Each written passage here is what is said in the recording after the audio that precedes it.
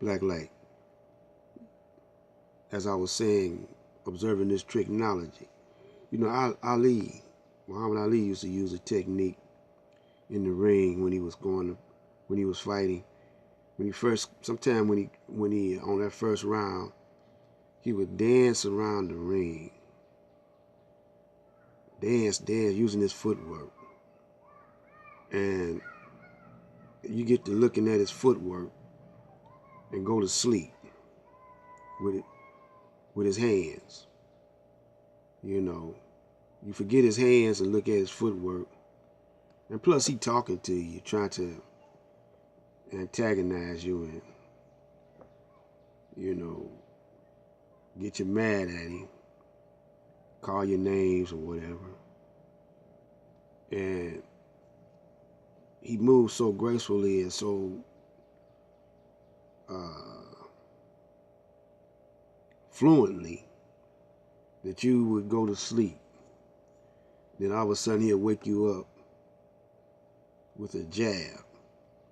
And the jab don't appear to be hard to us, but that jab that he flickers, we call it a ridge hand. He flickers that jab using the back. You know, this right here. See how my hand is made? Using this part. But his wrist is strong. So when he flickers that jab out there, the momentum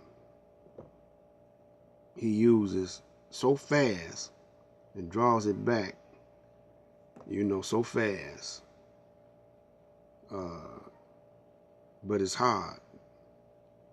And after getting hit with a couple of those, you know, just a jab, then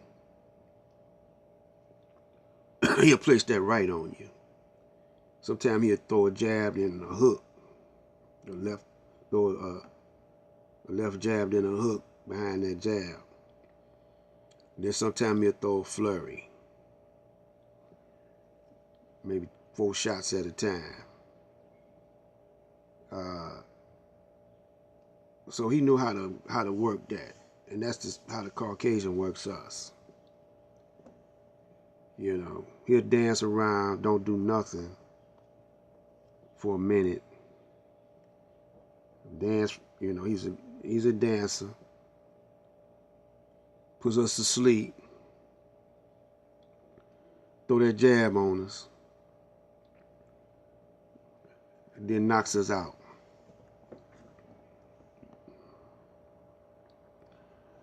And the most how he do that is with the money. He comes out with technology. He makes you think that you gotta have it. You gotta have it. Now, one technology he has, because the TV, that's old school. TV and radio and music. You know, he got you hypnotized with that. Now he came up with technology to keep you stationary for hours. And that's the Xbox and those games. And guys that got hooked on that, they'll stay hours playing that. And they don't care about what's going on around them. Another trick he done came up with is drugs. You know, you spend most of your life searching out drugs, buying drugs, you know,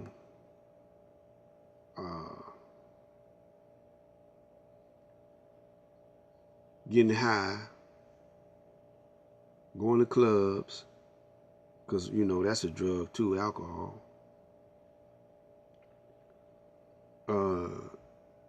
Most of your money is going on buying something to get high off of. Most of your time is spent after you get off of work is finding something to get high off of. And if you don't have no money, don't have a job, you spend most of your time trying to find a way to get some money so you can get high. Another trick he uses on you is sex. We don't know the real meaning of sex and the science of sex. So sex is like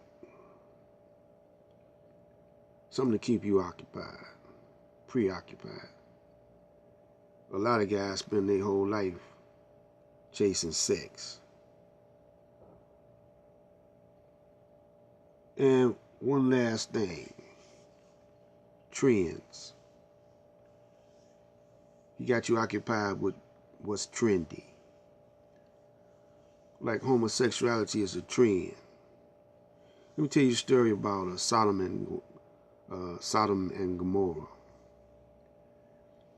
You know, guys now, that's all they talking about is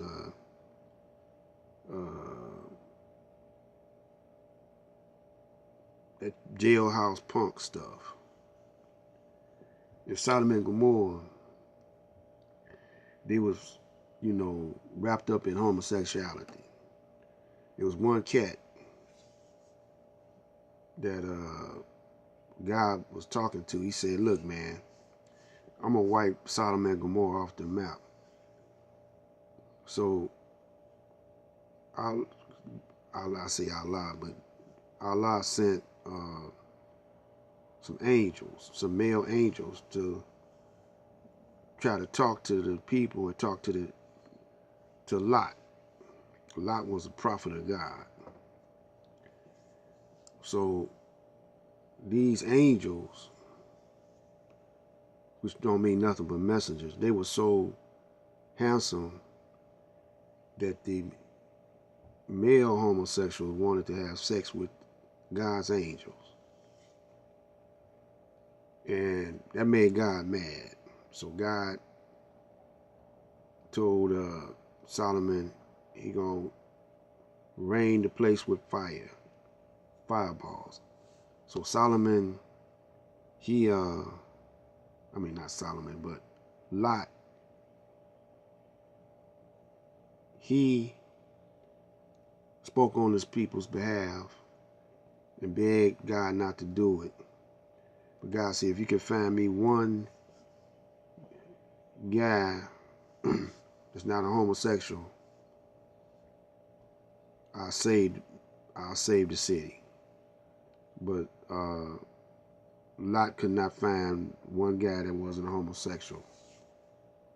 So he destroyed Sodom and Gomorrah and turned Lot's wife into a pillar of salt because she was digging on what was happening. And he turned her into a pillar of salt.